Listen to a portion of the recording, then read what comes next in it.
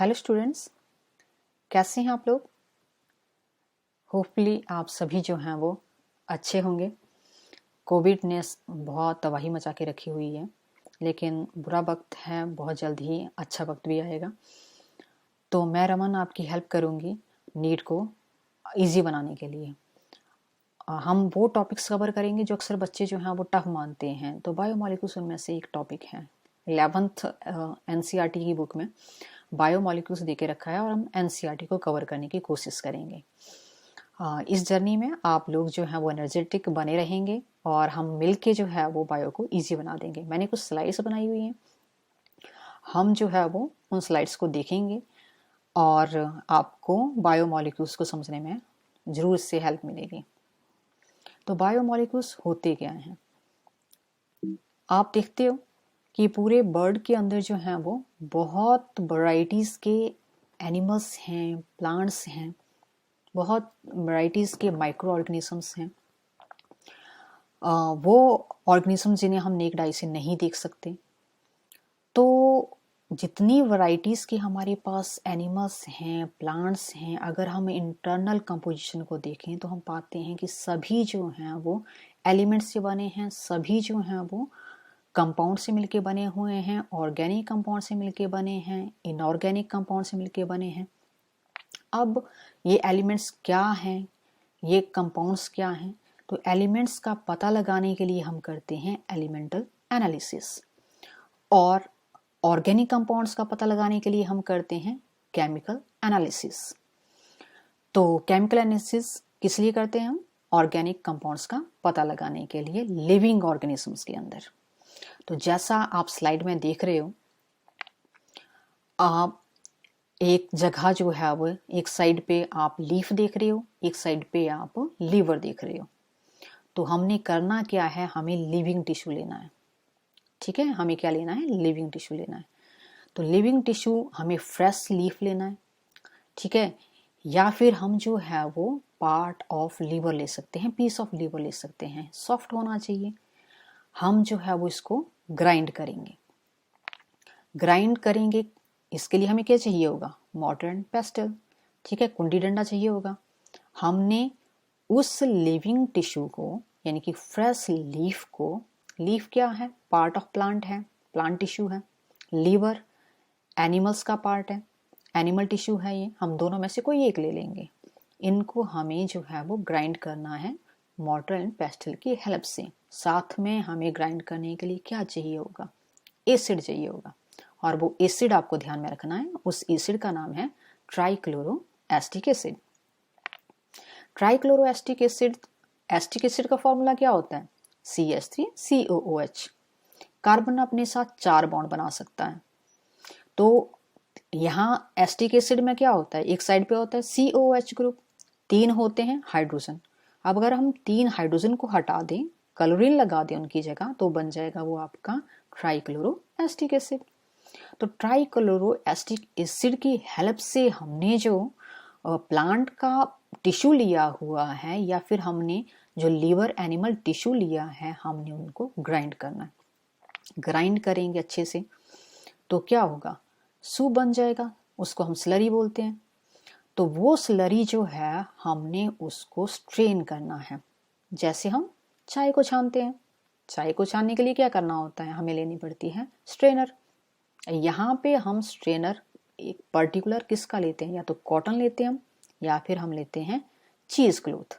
तो जैसा आप स्लाइड में देख रहे हो, ये हमने ये जो मॉर्टर एंड पेस्टल है उसमें हमने या तो प्लांट का लीफ डाल दिया है, या फिर हमने लीवर का पीस डाला हुआ है, हमने ट्राइक्लोरो एस्टिक एसिड डाला, हमने उसको ग्राइंड कर लिया, स्लरी बन गई है। अब हमने उसको छानना है। ये हमने कॉटन डाल दी, बीकर के ऊपर रखी हुई है। तो क्या होता है, जैसे हम कॉटन को बीकर के ऊपर रखते हैं, उसमें से स्लरी डालते हैं, तो कुछ चीज़ें जो हैं, जो चीज़ एसिड में डिज़ोल्व होगी वो जाके बीकर के अंदर चली जाएगी, जो डिज़ोल्व नहीं है वो कॉटन के अंदर ही रह जाएगी।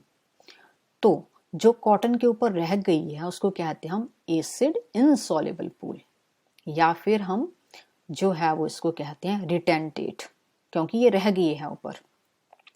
ठीक है, ये दो फ्रैक्शन बन गए हमारे पास, एक एसिड सॉल्युबल और एक एसिड इनसॉल्युबल। ये सॉल्युबल है, ये एसिड कौन सा है, इनसॉल्युबल।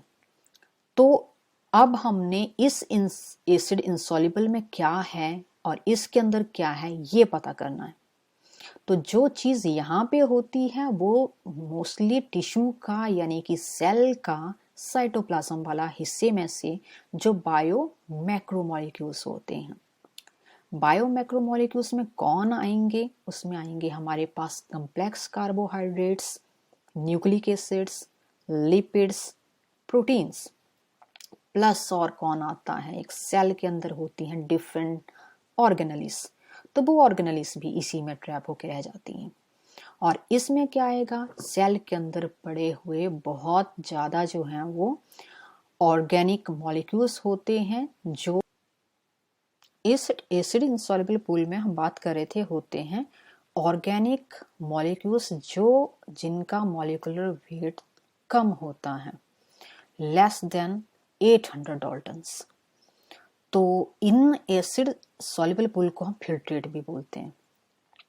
ठीक है, बाद में साइंटिस्ट जो हैं वो इन ऑर्गेनिक कंपाउंड्स को डिफरेंट सेपरेशन टेक्निक्स के जरिए सेपरेट कर लेते हैं। क्रोमेटोग्राफी होती है, सेंट्रीफ्यूगेशन होती है, और इन कंपाउंड्स का एनालिटिकल टेक्निक की हेल्प से केमिकल स्ट्रक्चर्स जो है वो पता लगाया जाता है, फॉर्मूले से पता लगाए जाते हैं। तो ये पूरा एक्सपेरिमेंट्स जो है वो किसके लिए परफॉर्म किया गया है, ऑर्गेनिक कंपाउंड्स का पता लगाने के लिए। लिविंग ऑर्गेनिजम्स के अंदर केमिकल एनालिसिस करके हम ऑर्गेनिक कंपाउंड्स का पता लगाते हैं। तो बच्चों जो हम बात कर रहे हैं ऑर्गेनिक कंपाउंड्स के बारे में कि लिविंग ऑर्गेनिजम्स में ऑर्गेनिक कंपाउंड्स होते हैं, इन्हीं ऑर्गेनिक कंपाउंड्स को हम बायोमोलिक्यूल्स बोलते हैं। याद रखना है, द ऑर्गेनिक कंपाउंड्स, ठीक है, द ऑर्गेनिक कंपाउंड्स और the carbon compounds. Carbon compounds कौन होंगे, कार्बन और हाइड्रोजन से बने हुए compounds. They are known as the biomolecules, the molecules present in the living organisms. Bio जहाँ भी लगती है वहाँ पे मतलब हो जाता है living। तो living organisms के अंदर present organic compounds को हम biomolecules बोलते हैं। अब हमने ये जो एक्सपेरिमेंट किया वो हमने किस लिए किया, हमने ये पता लगाने के लिए किया कि लिविंग ऑर्गेनिजम्स में ऑर्गेनिक कंपाउंड्स कैसे हम फाइंड आउट करेंगे। ये केमिकल एनालिसिस था। अब हमने एक बात और भी बोली कि एसिड इनसॉल्युबल फ्रैक्शंस में एक सेल का क्या पार्ट आता है, कम्प्लेक्स जो है उसमें वो कम्प्लेक्स कार्बोहाइड्रेट्स आते हैं, यानी कि वो मॉलिक्यूल्स होंगे जिनका मॉलिक्यूलर वेट ज़्यादा होता है। तो मैंने बताया आपको कौन कौन होंगे, वो होते हैं प्रोटीन्स, वो होती हैं लिपिड्स, वो होते हैं न्यूक्लिक एसिड्स, वो होते हैं कम्प्लेक्स कार्बोहाइड्रेट्स। पर एक एक्सेप्शंस है यहाँ पे, हमने लिपिड्स के बारे में बोला है अभी। तो लिपिड्स का मॉलिक्यूलर वेट जो है वो ज़्यादा नहीं होता है, लेस देन जो है वो 100 डाल्टन्स होता है, लेकिन फिर भी वो एसिड इनसॉल्युबल फ्रैक्शन का पार्ट होता है। अब आप पूछेंगे ऐसा क्यों है, वो क्यों इसमें आ गया जबकि उसका मॉलिक्यूलर वेट कम है। तो इसके पीछे भी एक वजह है। आप लिपिड्स एक सेल के अंदर, एक लिविंग टिश्यूज के अंदर कहाँ देखते हो, कहाँ होते हैं लिपिड्स, हमारी सेल की मेम्ब्रेन के अंदर। तो जब हम एक प्लांट के लीफ को या फिर हम पार्ट ऑफ जो हमने लीवर लेके रखा है हम उसको ग्राइंड करते हैं, तो ग्राइंड करने से लिपिड्स जो हैं वो क्या हो जाते हैं, टूट जाते हैं। जब ये टूटते हैं तो ये वेसिकल्स बना देते हैं, और ये वेसिकल्स जो है वो कॉटन में ही ट्रैप होकर रह जाता है। तो लिपिड्स में एक और बात है, लिपिड में एक और एक्सेप्शन है कि लिपिड्स जो है वो पॉलीमर्स में नहीं आता। आप देखोगे प्रोटीन्स पॉलीमर हैं, किसका पॉलीमर्स हैं, वो अमीनो एसिड्स का पॉलीमर्स हैं। आप देखोगे कार्बोहाइड्रेट्स, कम्प्लेक्स कार्बोहाइड्रेट्स यानी कि स्टार्च हो गया, ग्लाइकोजन हो गया, वो भी क्या होते हैं, पॉलीमर होते हैं, किसका, ग्लूकोज का होते हैं। तो लिपिड्स जो हैं वो पॉलीमर भी नहीं है। इसलिए हम इन्हीं दो रीजन की वजह से हम लिपिड्स को स्ट्रिक्टली मैक्रोमोलिक्यूल्स नहीं बोलते हैं। बाकी हमारे पास न्यूक्लिक एसिड्स हैं, न्यूक्लियोटाइड्स के पॉलीमर्स हैं तो वो भी किस कैटेगरीज में आ जाते हैं, बायो मैक्रोमोलिक्यूल्स में। तो आप देख रहे हो इस एक्सपेरिमेंट में हमारे पास दो अलग अलग फ्रैक्शंस जो आए हैं, जो कॉटन में रह गया है उसमें बायो मैक्रोमोलिक्यूल्स हैं, और जो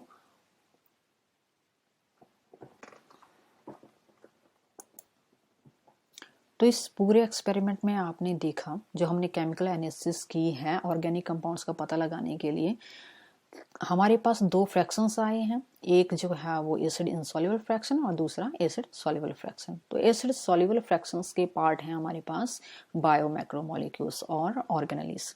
और बायो मैक्रोमोलिक्यूल्स में हमारे पास बेसिकली 4 हैं, और वो कौन कौन से हैं, न्यूक्लिक एसिड्स हैं, लिपिड्स हैं, कॉम्प्लेक्स कार्बोहाइड्रेट्स हैं और प्रोटीन्स हैं।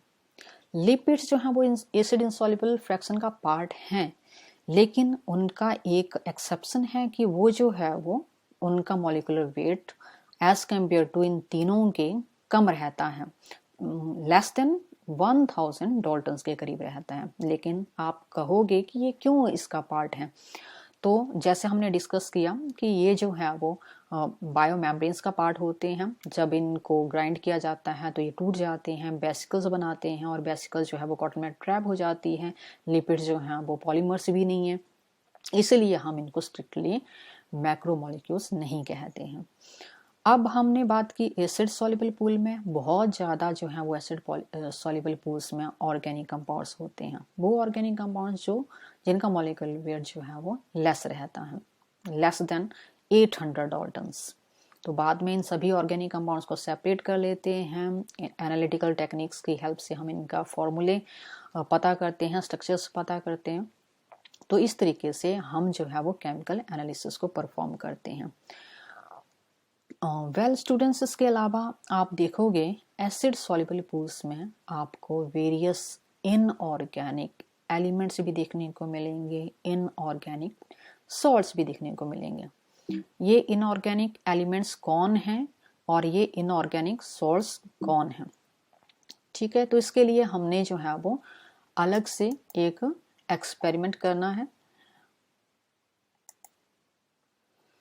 तो हम बात कर रहे थे कि एसिड सॉल्युबल पूल में ऑर्गेनिक कंपाउंड्स तो हैं ही लो मॉलिक्यूलर वेट वाले, लेकिन साथ में और क्या है, इनऑर्गेनिक एलिमेंट्स भी हैं और इनऑर्गेनिक कंपाउंड्स भी हैं। तो इनऑर्गेनिक कंपाउंड्स और एलिमेंट्स का पता लगाने के लिए एक अनदर एक्सपेरिमेंट है।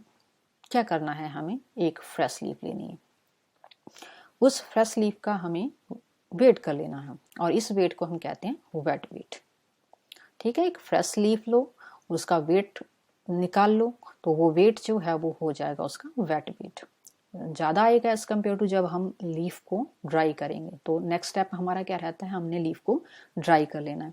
ड्राई करके क्या होगा, उस लीफ से वाटर जो है वो इवेपोरेट हो जाएगा। फिर हमने उस लीफ का ड्राई करने के बाद भी वेट लेना है, वो उसका हो जाएगा ड्राई वेट।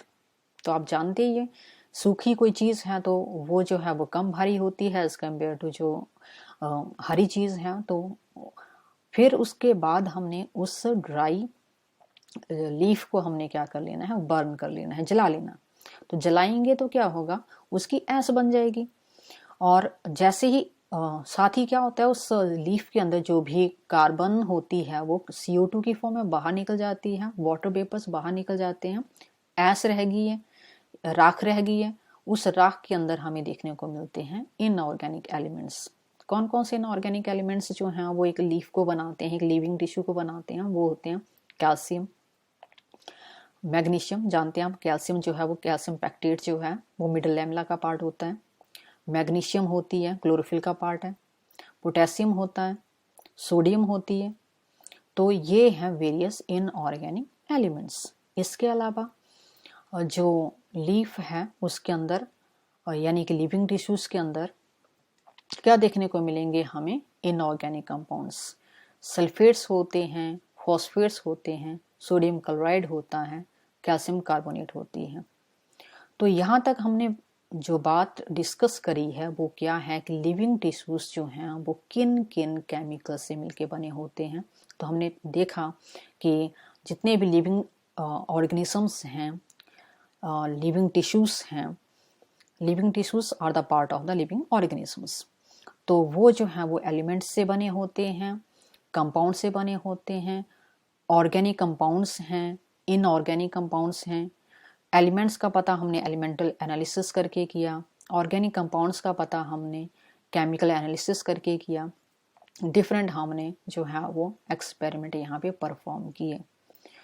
तो ओवरऑल हम देखें तो लिविंग टिश्यूज़ के अंदर इनऑर्गेनिक कंपाउंड्स भी हो गए, ऑर्गेनिक कंपाउंड्स भी हो गए।